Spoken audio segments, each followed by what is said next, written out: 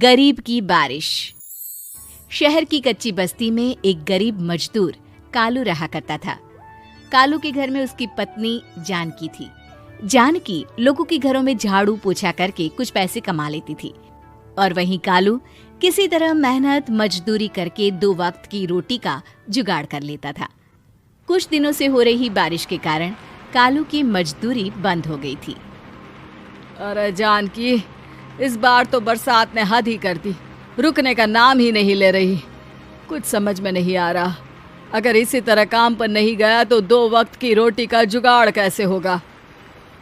अरे तुम चिंता क्यों करते हो, बारिश का क्या है, 1 आध दिन में रुक जाएगी और उसके बाद में फिर से काम शुरू हो जाएगा। अरे 3 दिन तो हो गए, बरसात तो रुक ही नहीं रही है और आगे भी रुकने के कोई आसार नहीं दिख रहे। तो क्या हुआ, तुम्हारा काम बंद हुआ है ना।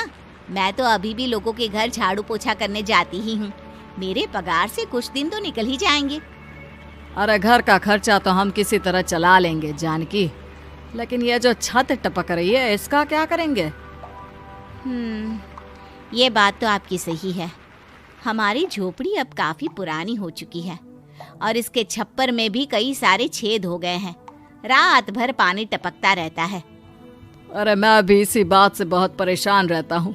कहीं किसी दिन ज्यादा बारिश आ गई तो हमारी झोपड़ी टूटकर बिखर ना जाए।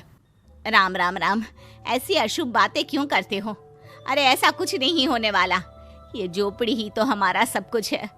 अगर यही नहीं रही तो हम जाएंगे कहाँ। ठीक है जानकी, जब तुम्हारी पगार मिल जाएगी तो कुछ पैसे बचाकर झोपड़ी के छप्पर की मरम्मत करवा लेंगे। शायद हमारी परेशानी कुछ कम हो जाए।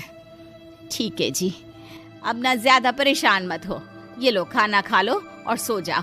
सुबह मुझे भी जल्दी काम पर जाना है। जानकी और कालू अपनी झोपड़ी में सो गए। रात को अचानक से बहुत तेज बारिश शुरू हो गई। धीरे धीरे बारिश का पानी कालू की बस्ती में भरने लगा। पानी भरते भरते झोपड़ी के बाहर तक पहुंच गया था। सुबह के वक्त जब कालू और जानकी सोकर उठे, हे भगवान, ये क्या हो गया। बारिश का पानी तो हमारे घरों तक पहुंच चुका है। अब मैं काम पर कैसे जाऊंगी। रहने दो जानकी, तुम आज काम पर मत जाओ। ऐसे पानी से निकल कर जाओगी और बीमार पड़ गई तो लेने के देने पड़ जाएंगे। लेकिन अगर नहीं गई तो मालकिन लोग नाराज हो जाएंगे। आप जानते हैं ना, बड़ी मुश्किल से 1 दिन की छुट्टी भी नहीं देती है। अरे लेकिन जानकी, झोपड़ी के बाहर तो पूरी बस्ती में पानी भरा है, तुम जाओगी कैसे। जानकी जैसे तैसे करके काम पर चली जाती है, लेकिन अगले दिन फिर से बहुत ज्यादा बारिश होती है और बस्ती में ज्यादा पानी भर जाता है। आज तो मैं तुम्हें किसी भी तरह काम पर नहीं जाने दूंगा। अरे अगर तुम्हें कुछ हो गया तो क्या होगा। ठीक है, तुम ठीक ही कहते हो। आज नहीं जाती। अगर मालकिन नाराज हो गई तो मना लूंगी किसी तरह। अरे मनाने वाली क्या बात है, जब तुम बताओगी कि हमारी झोपड़ी में पानी भर गया है तो वो खुद ही समझ जाएंगे ना। अगले 2 दिन तक तेज बारिश होने की वजह से जानकी, कालू और आसपास की बस्ती में रहने वाले सभी लोगों के घरों में पानी भर जाता है, जिसकी वजह से जानकी काम पर नहीं जा पाती। और 3 दिन के बाद जैसे ही जानकी काम पर पहुंचती है, कहाँ थी तुम? पिछले 3 दिनों से काम पर क्यों नहीं आई?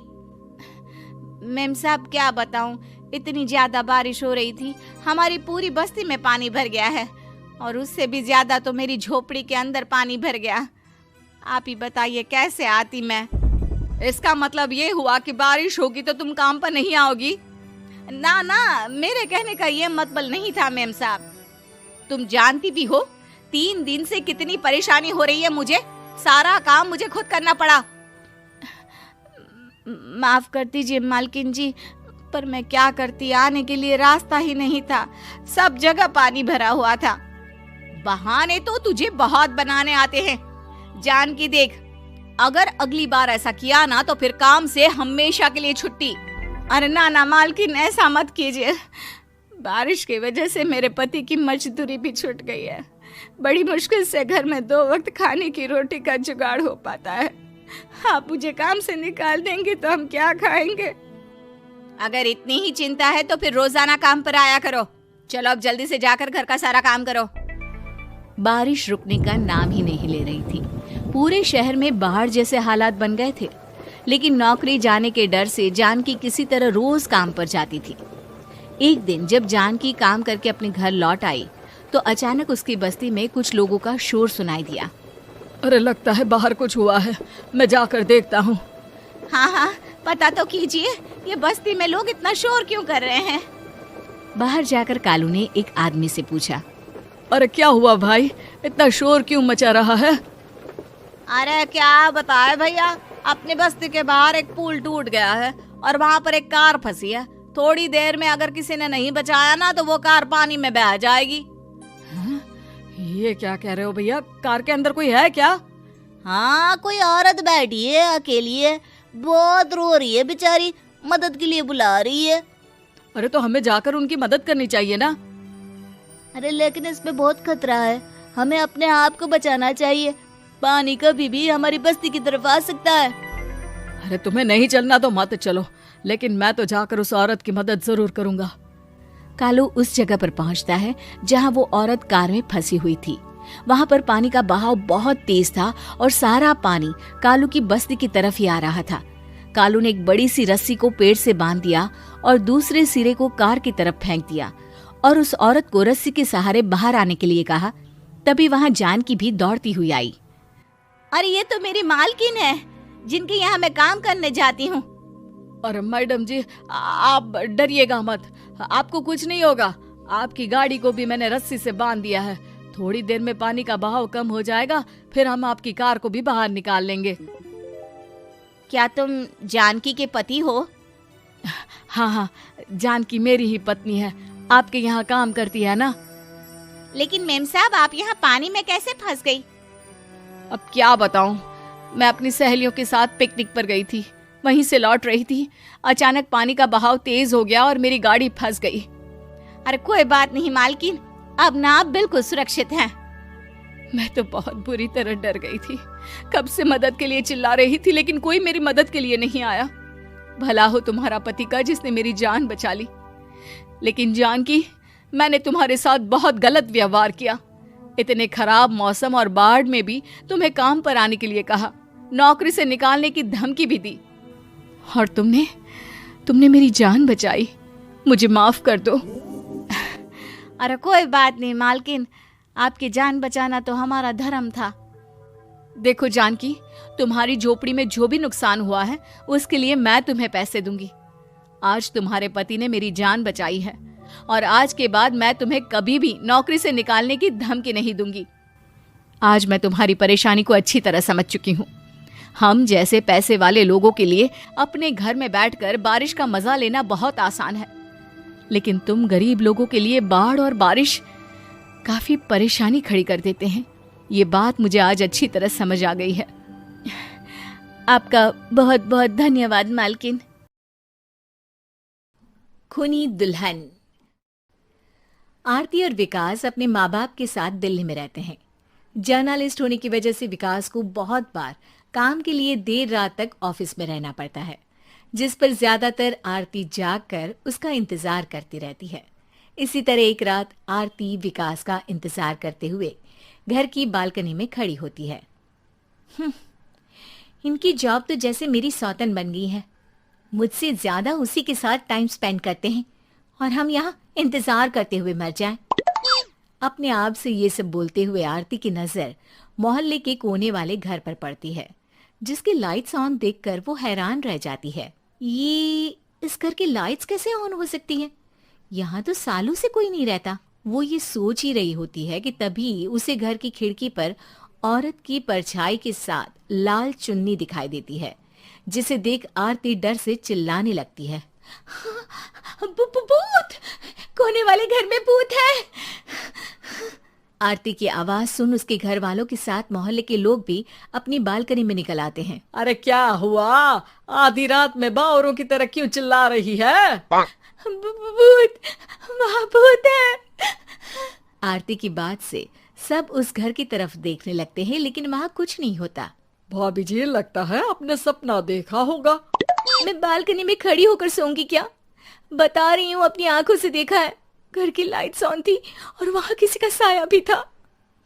अरे तुम अक्सर विकास भैया के इंतजार में देर रात तक जागती हो ना, क्या पता नींद पूरी नहीं होने की वजह से कोई भ्रम हुआ हो।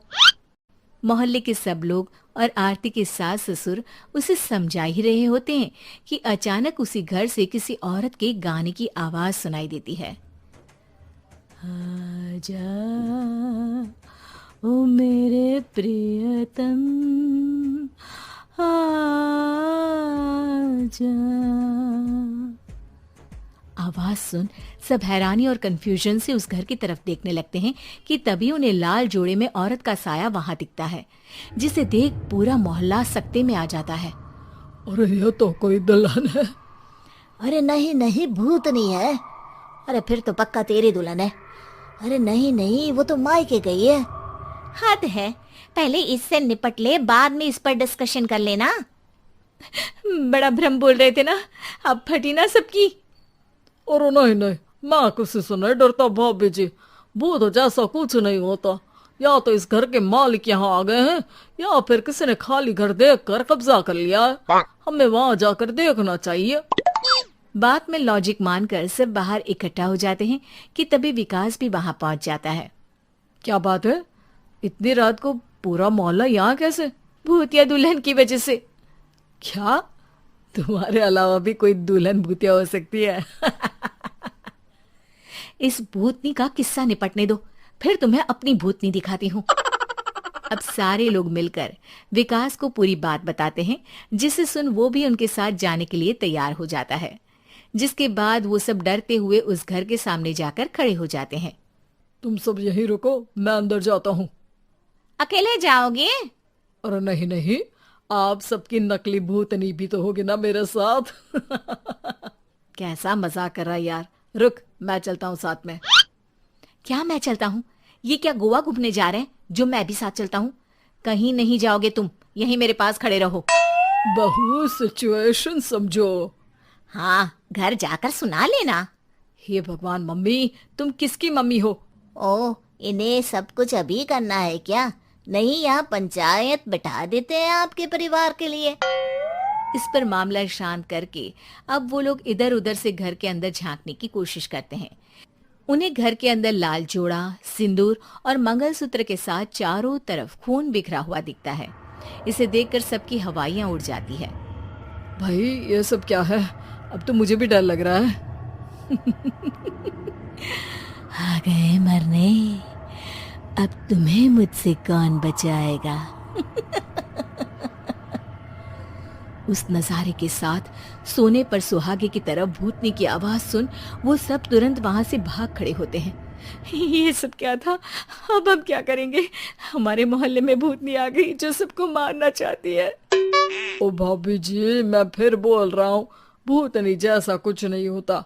मुझे तो पक्का यकीन है कि यहाँ किसी गलत इंसान ने गलत काम करने के लिए कब्जा कर लिया है और लोगों को घर से दूर रखने के लिए ये सब कर रहा है। तुम इतने यकीन के साथ कैसे बोल सकते हो? फिल्मों में ऐसे ही तो दिखाते हैं। हे भगवान, ये फिल्म नहीं, ये रियल लाइफ है। हमें शांति से कुछ सोचना चाहिए। सब हमारे घर चलो। सब आरती के घर में इकट्ठा हो जाते हैं। रात भर आधी नींद और बिल्कुल ना चल रहे दिमाग के साथ सब सॉल्यूशन सोचने की बहुत कोशिश करते हैं, लेकिन कुछ नहीं होता। इसी तरह सुबह हो जाती है। ऐसे कोई भी उपाय नहीं निकलेगा। सब पूरी रात के थके हुए हैं। घर जाओ, थोड़ा आराम कर, फ्रेश होकर फिर आ जाना, उसके बाद सोचते हैं कुछ। डरे सहमे लोग जैसे ही अपने घर जाने लगते हैं, तभी विकास को उस घर में कोई हरकत नजर आती है, जिस पर वो किसी को कुछ बताए बिना चुपचाप वहां पहुंच जाता है और कुछ देर बाद घर आकर सबको दोबारा इकट्ठा कर उस घर के पीछे वाले खिड़की पर ले जाता है। विकास, क्या खेल लगा रखा है? ये कोई मजाक नहीं है। वही तो, मजाक नहीं, बहुत बड़ा मजाक है। अंदर देखो। जैसे ही सब उस खिड़की से अंदर देखते हैं तो उनकी आंखें खुली की खुली रह जाती है। मूवी की शूटिंग?